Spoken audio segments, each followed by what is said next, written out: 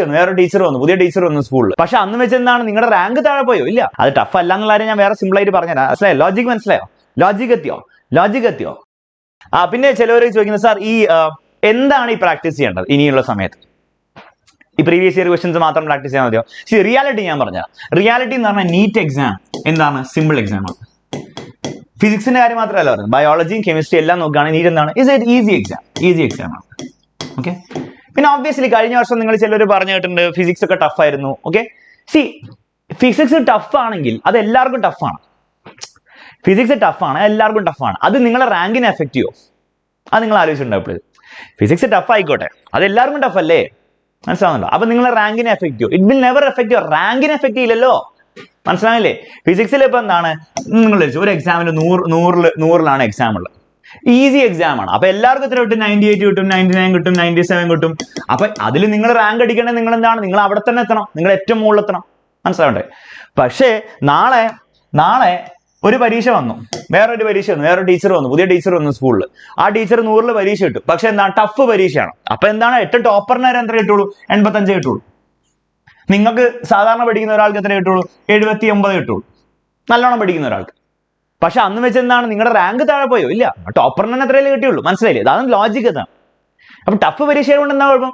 ഒരു കുഴപ്പം ഉണ്ടാവുന്നില്ല. നിങ്ങളുടെ റാങ്കിനെ എഫക്ട് ഇല്ല. അതാണ് കഴിഞ്ഞ വർഷം കുറെ പേര് ഭയങ്കര വലിയ നീറ്റ് ആസ്പിരൻസ് ഒക്കെയാണ്, പക്ഷെ പരീക്ഷ കഴിയുമ്പോൾ ഡൗൺ ആയി. കാരണം എന്താണ്? ഫിസിക്സ് ടഫ് ആയിരുന്നു പോയി. അത് ടഫ് അല്ല എന്നുള്ള കാര്യം ഞാൻ വേറെ സിമ്പിൾ ആയിട്ട് പറഞ്ഞുതരാം. അത് എന്തുകൊണ്ടാണ് ഞാൻ ലോജിക്കലി പറഞ്ഞുതരാം. എനിവേ, ടഫ് ആയതുകൊണ്ട് എന്താണ്? This is a ranked exam. Board exam പോലെ പെർസെന്റേജിലല്ല, റാങ്കിലാണ് വരാൻ പോകുന്നത്. അപ്പൊ ഏറ്റവും ടഫായ ഏറ്റവും ബെസ്റ്റ് ആൾക്കും എന്തായിരിക്കും? ടഫ് ആയിരിക്കും. അപ്പൊ ഓട്ടോമാറ്റിക്കലി റാങ്ക് അതിനനുസരിച്ച് അഡ്ജസ്റ്റ് ആവില്ലേ? മനസ്സിലായോ? ലോജിക് എത്തിയോ? അപ്പൊ നല്ല കാര്യം ടഫ് ആയതുകൊണ്ട്.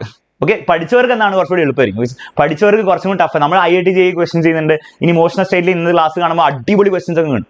സൂപ്പർ ക്വസ്റ്റ്യൻസ് ഒക്കെ ചെയ്യും. നീറ്റ് പ്രീവിയസ് ഇയർ മാത്രമല്ല, അതും ചെയ്യും. പക്ഷെ സൂപ്പർ ക്വസ്റ്റ്യൻസ് ഒക്കെ ചെയ്യും. അപ്പൊ നിങ്ങൾക്ക് എന്താണ്? നിങ്ങൾക്ക് കുറച്ചൊരു അഡ്വാൻറ്റേജ് കിട്ടും. ഒന്നും പഠിക്കാണ്ട് പോയി പരീക്ഷ എഴുതുന്നവന് ഒന്നും കിട്ടൂല. മനസ്സിലായി? അപ്പൊ ടഫ് ആവണം എക്സാം, അപ്പോഴാണ് നിങ്ങൾക്ക് റാങ്ക് കിട്ടുക. മാർക്ക് കുറയും, പക്ഷെ റാങ്ക് കിട്ടും നിങ്ങൾക്ക്. കാരണം അതിന്റെ ലോജിക് എന്താ? അതും പറഞ്ഞുതരാം, മനസ്സിലാക്കിക്കോ.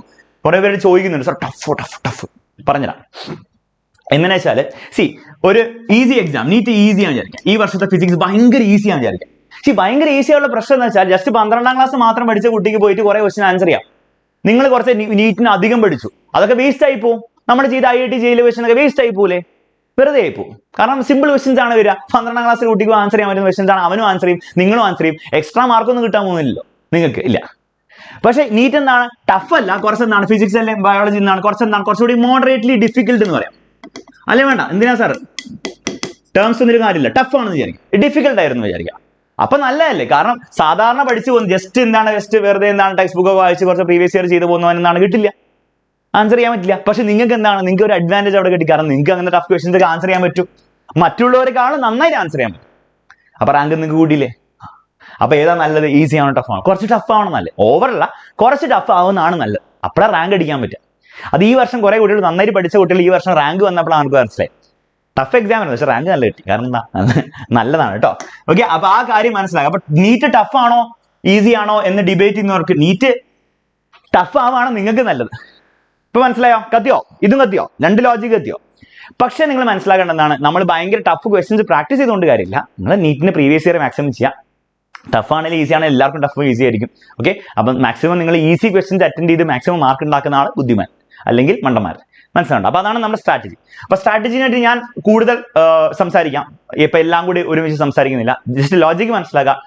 ടഫ് ആണെങ്കിലും ഈസി ആണെങ്കിലും doesn't matter, because it is a ranked exam, റാങ്കുള്ള എക്സാം ആണ്. ഓക്കെ. അപ്പൊ ടഫ് ആണെങ്കിലും നല്ല കാര്യം, ഈസി ആണെങ്കിലും നല്ല കാര്യം. ഓക്കെ. അത്രേ ഉള്ളൂ. ടഫ് ആണെങ്കിൽ കുറച്ചുകൂടി നല്ല കാര്യം, അത്രേ ഉള്ളൂ. എനിവേ, അപ്പം ഇങ്ങനത്തെ ക്വസ്റ്റൻ ഒക്കെ ചെയ്യാൻ പറ്റില്ല നിങ്ങൾക്ക്, മുന്നോട്ട് പോവാം. The respective number of significant figures. ഇതിൽ എത്ര സിഗ്നിഫിക്കന്റ് ഫിഗേഴ്സ് ഉണ്ട്? ഡെസിമൽ ആണെങ്കിൽ, ഡെസിമൽ നമ്പർ ആണെങ്കിൽ നിങ്ങൾ ഇത്ര ആലോചിക്കേണ്ടതുള്ളൂ. ഫസ്റ്റ് നോൺ സീറോന് ശേഷം എല്ലാവരും സിഗ്നിഫിക്കന്റ് ആണ്. അപ്പൊ 1, 2, 3, 4, 5